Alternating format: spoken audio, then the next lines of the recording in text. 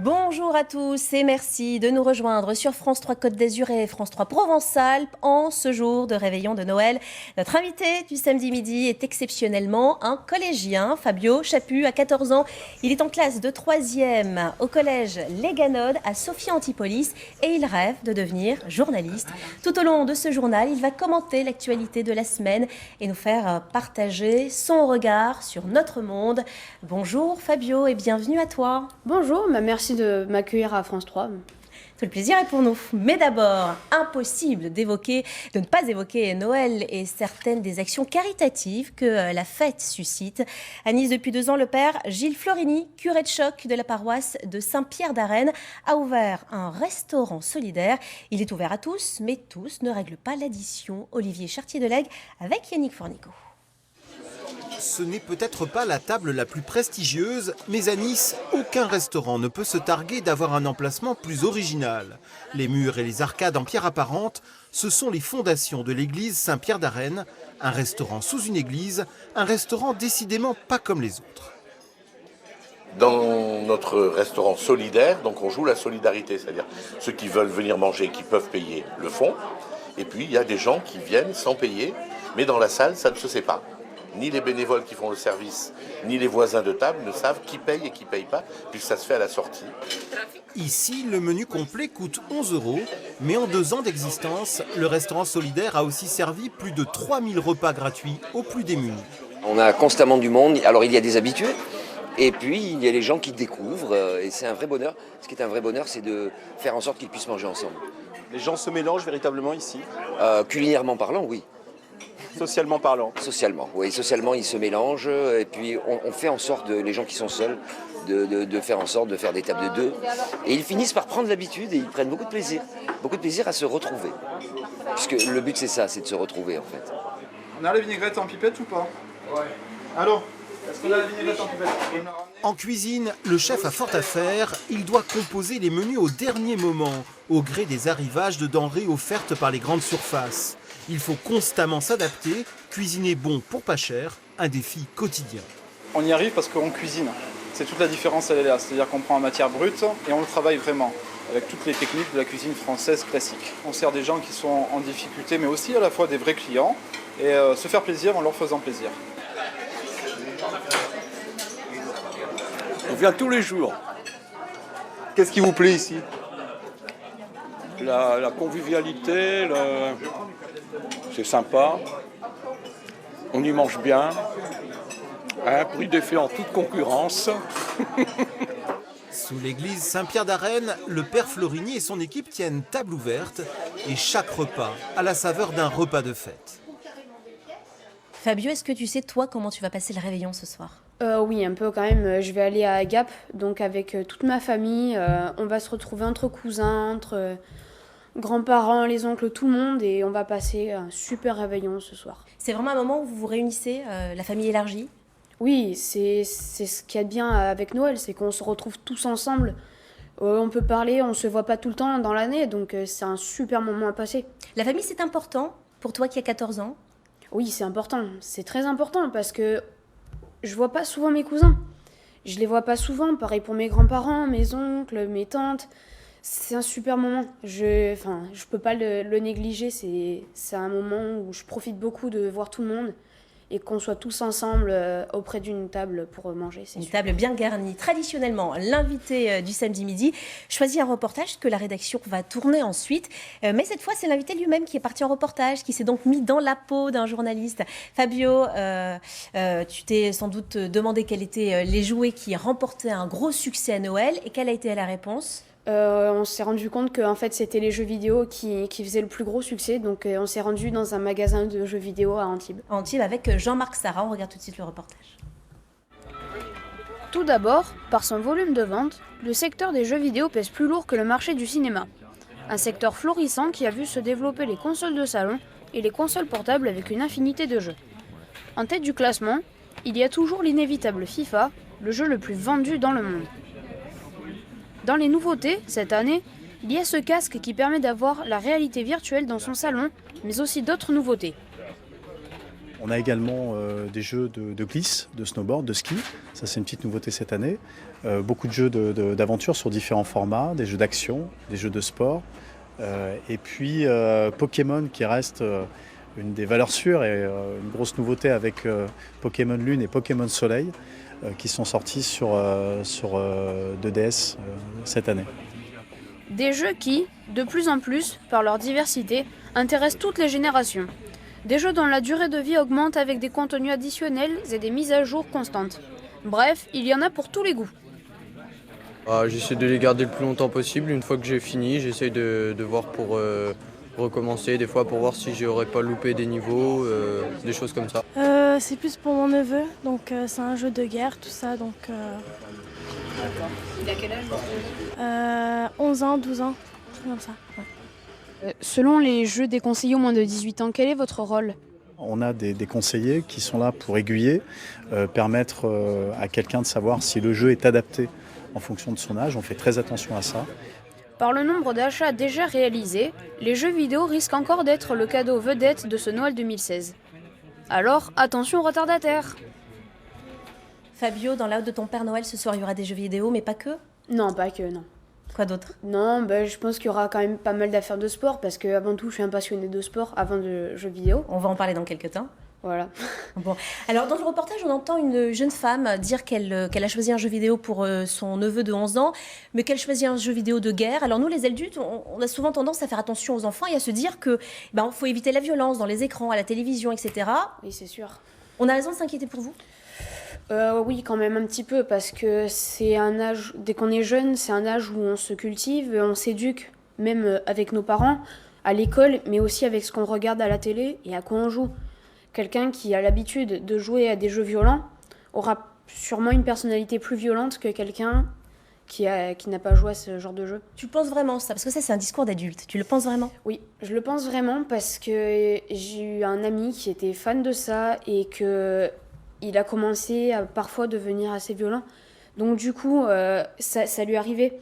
C'était rare. Et donc du coup, on lui a dit et sa mère a réagi. Donc c'était... Je pense que c'est ça qui m'a marqué quand j'étais petit. Bon. Fabien, on passe maintenant aux faits qui ont marqué l'actualité de la semaine et que tu vas commenter pour nous. On commence avec ce qui s'est passé dimanche dernier, le sacre de l'OGC Nice devenu champion d'automne.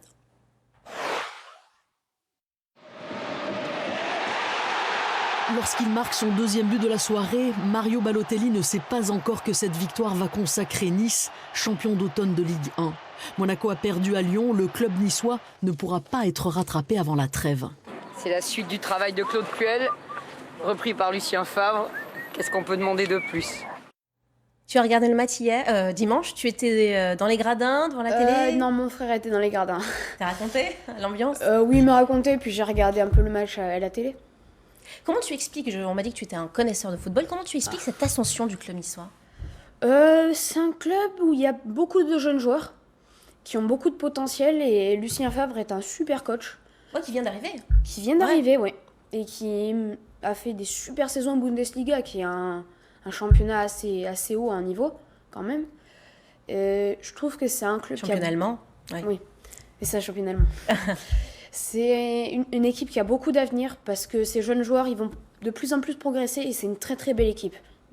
Très belle équipe. Ils ont déjà le sens du collectif, tu dis, malgré leur jeunesse. Oui, ils ont beaucoup le sens du collectif, ça c'est vraiment bien.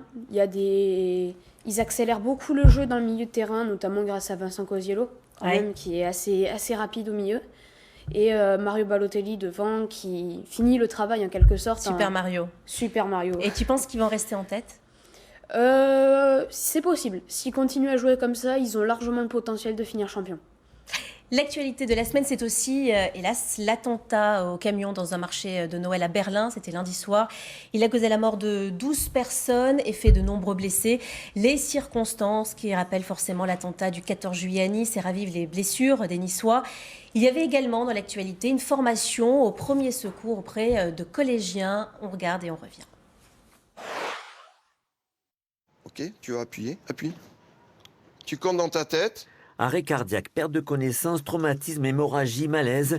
C'est face à tous ces accidents du quotidien que les élèves ont appris à faire face. Grâce à des échanges théoriques et des mises en situation pratiques, le moniteur a pu initier ce jeune public aux premiers gestes qui sauvent. Un apprentissage que l'actualité récente a rendu de plus en plus indispensable. Interagir avant avec la victime pour pouvoir la secourir et avoir plus de chances qu'elle survive. Au lendemain du drame qui a endeuillé Berlin, les Niçois ont tristement une impression de déjà-vu. Ça ravive les blessures, ça ravive les inquiétudes, ça ravive aussi le devoir de vigilance et ça nous rappelle que le combat qui est livré par nos ennemis ne s'arrête pas. Alors Fabio, évidemment, l'attentat de Berlin t'a particulièrement marqué. Qu'est-ce qui s'est passé dans ta tête quand tu as vu les premières images à la télévision ? J'ai pas beaucoup regardé d'images parce que j'ai pas besoin de voir des images pour comprendre ce qui s'est passé, c'est tellement violent. Bien sûr. Mais je trouve que ça fait écho avec l'attentat de Nice.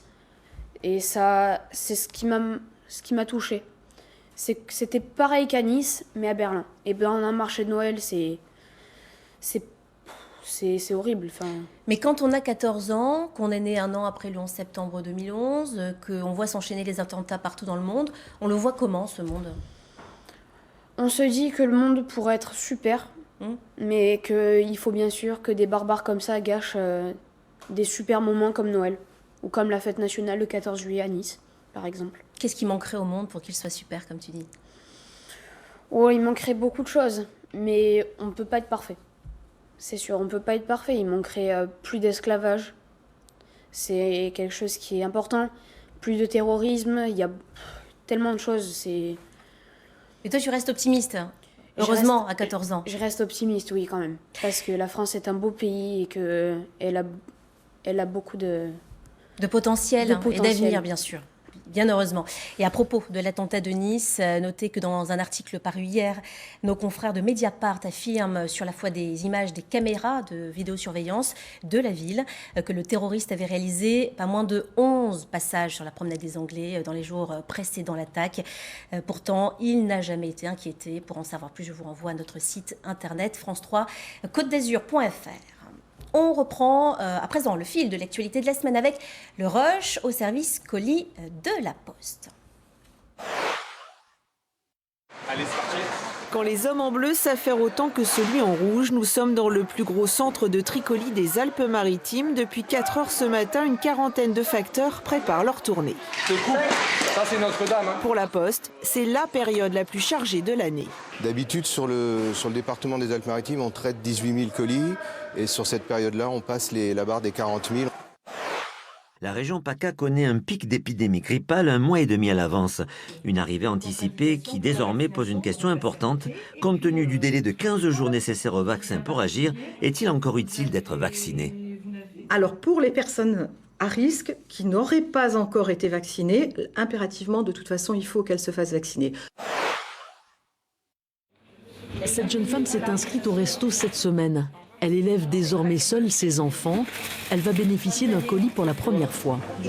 En plus, ils nous donnent quelques produits de fête. Voilà, ça fait chaud au cœur. Chaque année au resto, on anticipe. Il faut préparer cette période un peu spéciale.